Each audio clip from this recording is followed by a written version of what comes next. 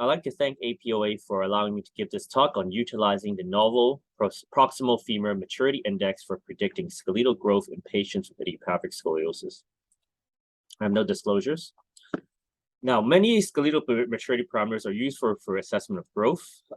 We now want to propose a novel proximal femur maturity index, which incorporates the assessment of the femoral head, greater trochanter, and triradiate cartilage for assessment of bone age. Now, the PFMI has benefits because it can be seen on the same spine radiograph and is not subjected to rotational changes as seen from the proximal humerus classification, in which you can expect that the patient with the standing posture taking an X-ray would have the hips centered, and so the PFMI is quite reproducible. But if you're looking at the proximal humerus, their patients will have their arms up or by the side, and depending on what you want to look when you want to look at the sagittal assessment, and that would lead to some changes in the ability to look at the physeal plate at the proximal humerus.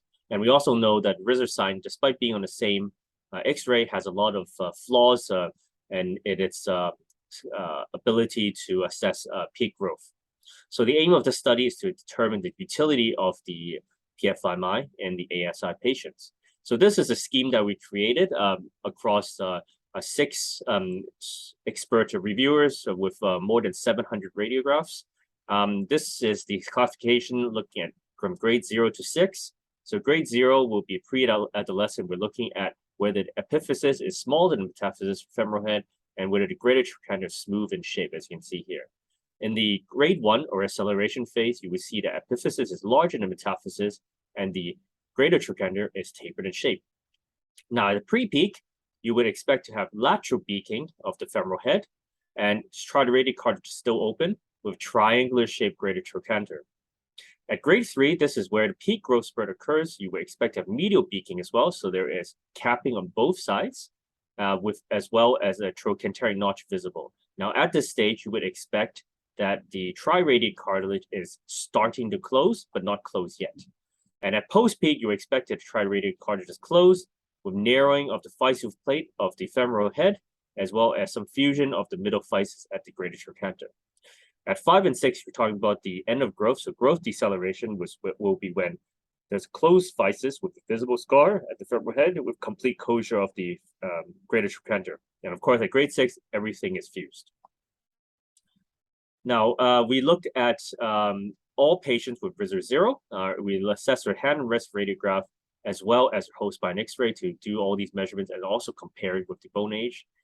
We assess patients' age, sex, state of menarche, body height, and arm span. And as I mentioned, we have 6 surgeons with more than 700 radiographs. So this is kind of how we use the classification. First, I think easiest to assess whether the triradiate cartilage is open or closed. That can differentiate into 0 to 2, or 4 to 6, and 3 in between. Then you will look at the greater trochanter and femoral head separately to assess the shape of the greater trochanter, whether it's smooth, shaped, or triangular, or where the femoral head has any capping. So any epiphyseal overgrowth to the metaphysis from either the medial or lateral side. And that would help you differentiate between the later grades.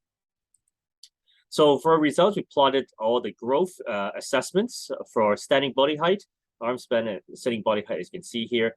And the PFMI grades do show you the acceleration, deceleration, and plateau phases for both girls and boys. And we found that PFMI grade 3 indicates the peak growth rate for both girls and boys, and PFMI grade 6 is complete cessation of growth.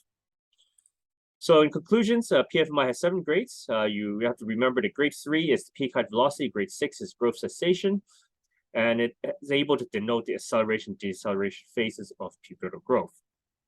There are very strong correlations that we have found with the Risser sign, standard staging as the distal radius and ulnar classification system, and is very visible on the same spinal radiographs, giving you a very easy measure and a standardized measure to assess growth if you only want to use one X-ray. Thank you.